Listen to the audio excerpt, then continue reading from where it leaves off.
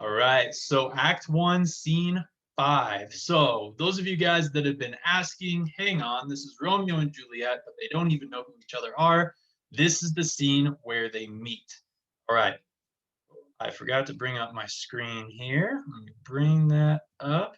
Here we go. Okay, so a hall in Capulet's house. This is going to be, imagine in your minds, really long banqueting hall. There's a huge party going on, or no, not quite. These guys are the servants are kind of going back and forth getting ready for the party while it's actually happening, so they're continuing to serve.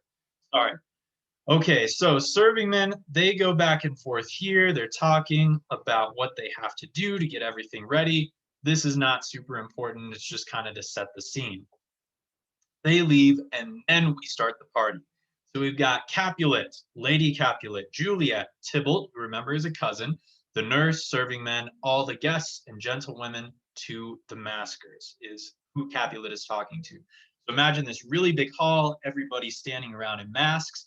Remember, you're going to have Mercutio, Benvolio, and Romeo are there as well, undercover. Mercutio was invited, but the other two were not. And so they're all standing around, and Capulet is giving this opening address to all of his guests. So he says, "Thank you for coming, and now we're going to dance." So he sets the dance, says, "You are welcome, gentlemen. Come, musicians, play." Music plays, and they dance. He just starts talking about the dance. He's really excited. He's an older guy, but he's having a good time. Then he talks to another Capulet. We're not even going to put this guy down because this is the only time he's in the play. But he sits down next to another Capulet because remember, he's really old. He's too old to dance. Sits down next to this guy. He's like, "When was the last time you were at a dance? Or when was the last time you were in a mask?" This guy says, 30 years ago. He says, "'Tis not much so, since 'tis since the nuptial of Lucentio," who was somebody else in their family. So when Lucentio got married, basically. He said, "Yeah, that was 30 years ago." So basically, Capulet is really old. That's the whole point of this thing. He calls everybody to the dance. He's too old to dance himself, forgets how long it was since his last dance, and kind of just feels really old. So not a lot going on, but it did start off all the dancing. This is when it starts right here. Romeo, to a serving man, "What ladies that which enrich the hand of yonder knight?" I will give you one guess to figure out who he's talking about. He's looking across the hall. He sees a beautiful woman who he doesn't know and wants to know who she is. The servant says, "I don't know." And Romeo is very caught up by this young lady. He says, "Oh, she doth teach the torches to burn bright. It seems she hangs upon the cheek of night, as rich as a rich jewel in an Ethiop's ear, beauty too rich for use, for earth too dear. So shows a snowy dove trooping with crows, as yonder lady o'er her fellows shows. The measure done, I'll watch her place of stand, and touching hers make blessed my rude hand. Did my heart love till now, forswear its sight, for I ne'er saw true beauty until this night." So remember, Romeo's one fatal flaw. He wants one thing, all right? He gets to the party, he is completely, devastatingly in love with Rosaline. He can't think of anything else. He sees a beautiful girl across the hall, and now he says, "I've never loved before. This is the first time I've ever loved in my whole life." So he got over Rosaline really quickly and is moving on to the next beautiful girl. And the next beautiful girl is Juliet. So we're finally going to get to the notes here. Scene 5. I'll change it later, make sure it's bolded. But for right now, Romeo sees Juliet. And you could say, we'll say love slash lust at first sight, because he doesn't know her, right? But this is a story, so anything can happen. Romeo sees Juliet and is instantly, as he says, in love. Just remember the context here. He was completely in love with Rosaline very shortly ago, so just like a couple minutes before.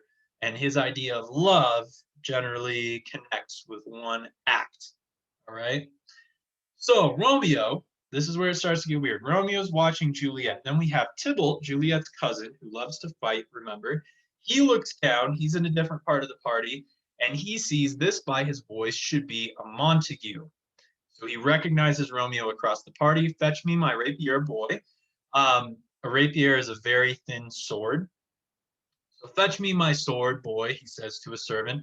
What dares the slave come hither, covered with antic face, to fleer and scorn at our solemnity? Now, by the stock and honor of my kin, to strike him dead, I hold it not a sin. So Tybalt wants to fight Romeo. Kill Romeo. So Tybalt calls for his sword. He's going to attack Romeo at the party. Capulet sees him, and in this whole interaction here, I'm not going to read it. Capulet says, "Oh, it's young Romeo." And Tybalt says, "Yeah, it's Romeo. I'm going to go fight him." Capulet says, "Content thee, gentle cuz, let him alone." So Capulet knows it's Romeo as well. And he said, "You know what? I've heard good things about him. To say the truth, Verona brags of him to be a virtuous and well-governed youth. So he's not going to cause any problems. I've heard good things about him. Just leave him. All right? It's going to look bad if you mess up my party by starting a fight." Tybalt, whoops, did it again. Sorry, guys. Tybalt is not about it. He says it fits. When such a villain is a guest, I'll not endure him. So Tybalt says, "No, I'm going to fight him. I don't care what you say. I won't stand up to this." And Capulet, remember, he is the head of the family of Capulet, so he has quite a bit of power. And he basically says, "You will endure him. You will leave him alone. And basically, if you don't, you are in a lot of trouble." Tybalt now is whining about it. "Why, it's a shame." Capulet says, go to, you are a saucy boy." Basically, just yells at him. All right. So says, "If you cause a problem here, I'll make a problem for you." So Tybalt kind of sneaks off with his tail between his legs, but says something really important here. "I will withdraw, but this intrusion shall, now seeming sweet, convert to bitterest gall." So basically, I'm going to leave now, but I'm not going to forget about this. So Tybalt wants to fight Romeo, wants to kill Romeo. Capulet stops him. Tybalt, bitter, vows to pursue Romeo later. All right, but that's all we're going to get out of Tybalt for tonight.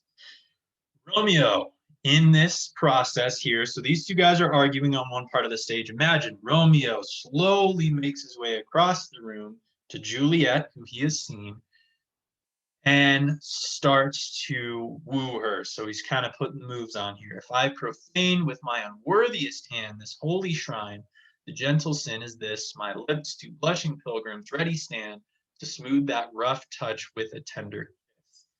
So Romeo picks up her hand and kisses it, which would have been chivalry in that time. And he's also saying, "You are too beautiful. I'm not worthy to be around you."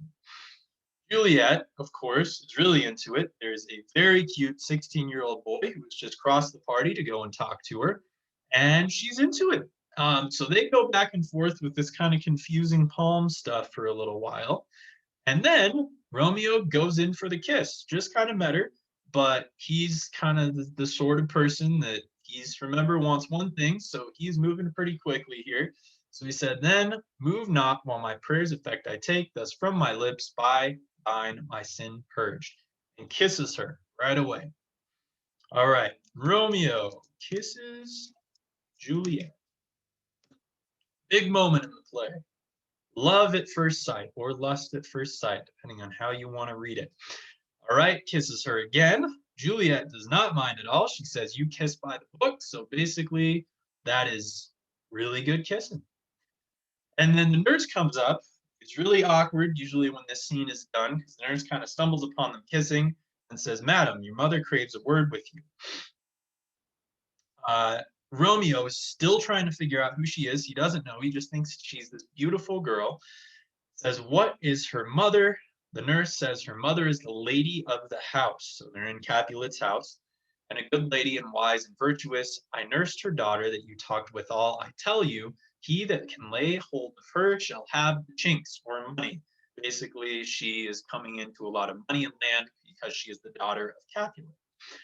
Romeo finds out she's a Capulet. Is she Capulet? "Oh, dear account, my life is my foe's debt." So basically, his life, Juliet, has gone from being someone he doesn't know in the space of about 15, 30 minutes to becoming his whole life, is his foe's debt, so owed to my enemy. And then Benvolio comes up. He says, "Begone, the sport is at the best." So it says right over here, this is really good translation. Benvolio cautions Romeo to quit while he is ahead. Basically, hey, you met a beautiful girl, you got to kiss her. She's the daughter of your enemy. No big deal. Just let it go. You had a great night. Romeo is, Romeo, not interested in it at all. All right. So Capulet, as people begin to leave, hang on here 1 second. Let me make sure I didn't miss anything. Nope, never mind. So Capulet, people are starting to leave, and he says, "Don't leave. We still have a lot of food to go around." A servant whispers in his ear, "All of the food is gone." And then he says, "Oh, well, all right, good night. Get out of here. Food's gone. We'll see you guys later." Exit all but Juliet and the nurse. So Romeo kisses Juliet. Romeo finds out who Juliet is, a Capulet, daughter of his mortal enemy, or his family's mortal enemy. Juliet here, come hither, nurse. What is yon gentleman? So who is that guy I was talking to and made out with? The nurse says, the son and heir of old Tiberio, who is Tiberio Montague. All right. And let's see here. Would not dance. I know not. My grave. Then Juliet, as soon as she finds out what family he's from, says, my grave is like to be my wedding bed. So again, some foreshadowing. She sees that this is not going to end well, but she also is in love with Romeo. Nurse says his name is Romeo and Montague, the only son of your great enemy. Juliet says, my only love, sprung from my only hate, too early seen, unknown, and known too late. Prodigious birth of love it is to me that I must love a loathed enemy. Nurse says, what tis? So what are you talking about? Because that's really sudden. Juliet is also very dramatic, not quite as dramatic as Romeo, but she's also decided she is fully in love with him. And then that's it. That's the end of the scene. One calls within Juliet. It's usually her mom. Nurse says, anon, come, let's away. The strangers all are gone. Exit. And that is the end of that scene. So Romeo finds out who Juliet is. Juliet finds out who Romeo who is. And that is the end of the scene, basically. So they meet each other. It's love at first sight, and then they find out who the other one is. And that's the end of Act 1. All right, congratulations, guys. You made it through. Now that you're at the end of Act 1, you will have a quiz to work on next class period. There's going to be a study guide that you can go through. You will not be able to use it on the quiz, but if you study the study guide, I guarantee you will do well on the quiz. There are also a couple of Kahoots that you can play, or one Kahoot for each one. You can do it a couple times if you end up having enough time. So just make sure you fill out the study guide well next class period. Go back through your notes, try to remind yourself what's going on, and I will see you then.